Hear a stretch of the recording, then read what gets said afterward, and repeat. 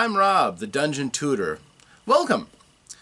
This place is here for anybody who's got questions about the hobby of role-playing games and gaming in general. So I'm assuming that you're here as a first-timer because you're curious.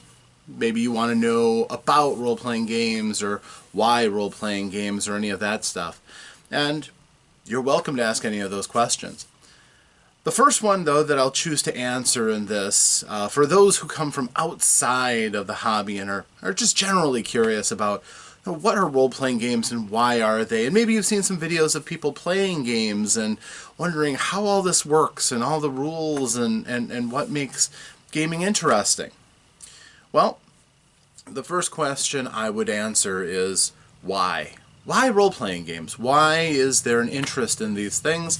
And why have there been since 1974 and possibly earlier?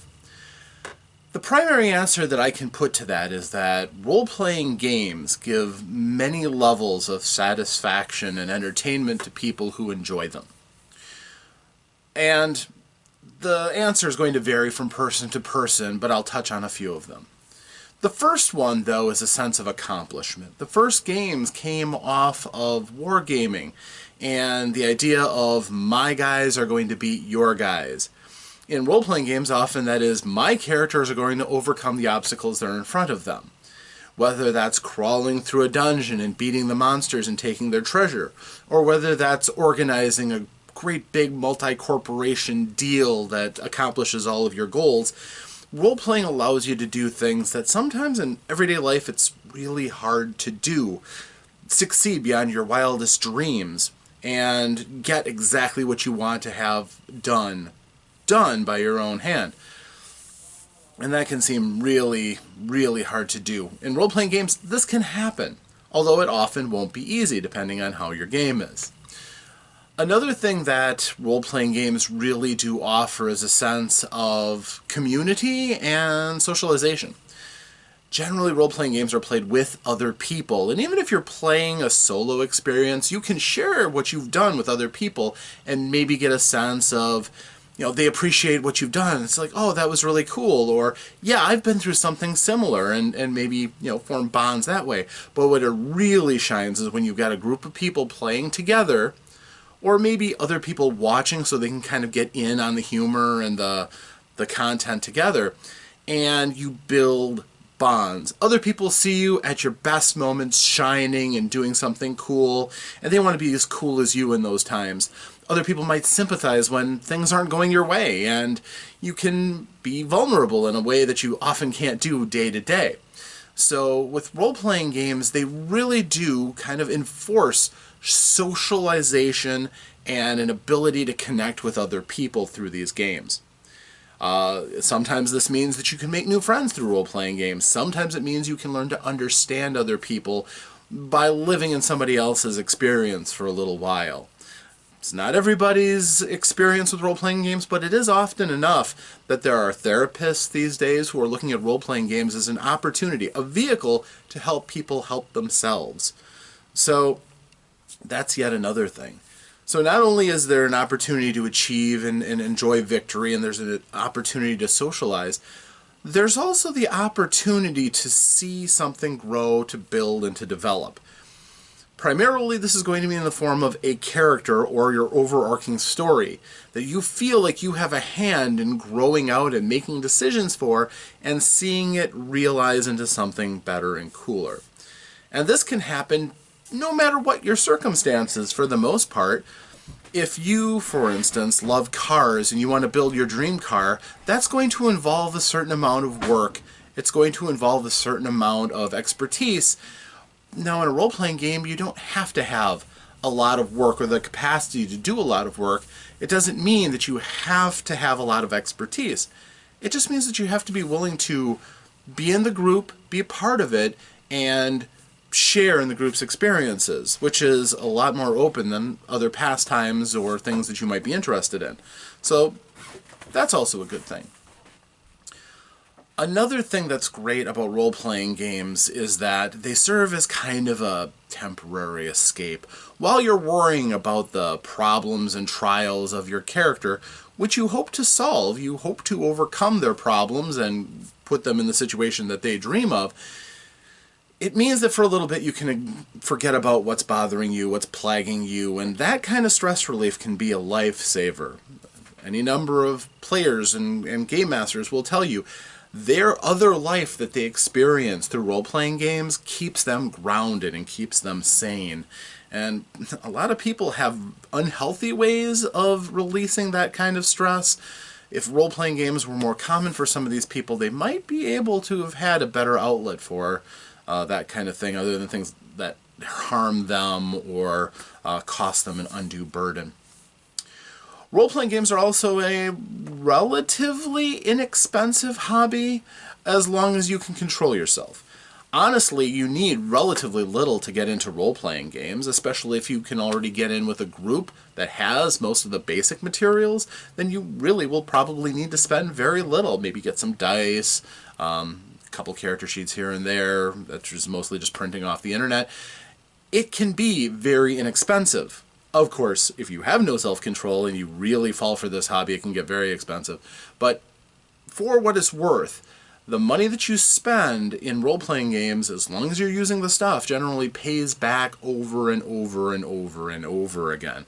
A single manual that you can reference over the course of a campaign or two in years may give you much greater value than if you had picked up a book that you really loved and then once you're done you put it down and never touched it again. So, these role-playing games that you can use over and over again to tell a variety of stories can actually be quite cost-effective as long as you can control yourself, like so many other things.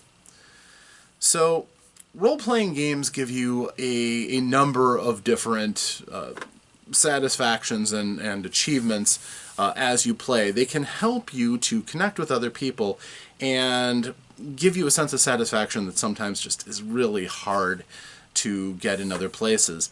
And while you might ask, why don't I just play a video game, role-playing game, or something like that? When you have a connection of a variety of other people, that cross-pollination of ideas and cool things to say or play off of with other people can create moments that really can't be replicated in any other way, especially when they are precious and unique to the group that is experiencing them and can't really be replicated in any other way to date.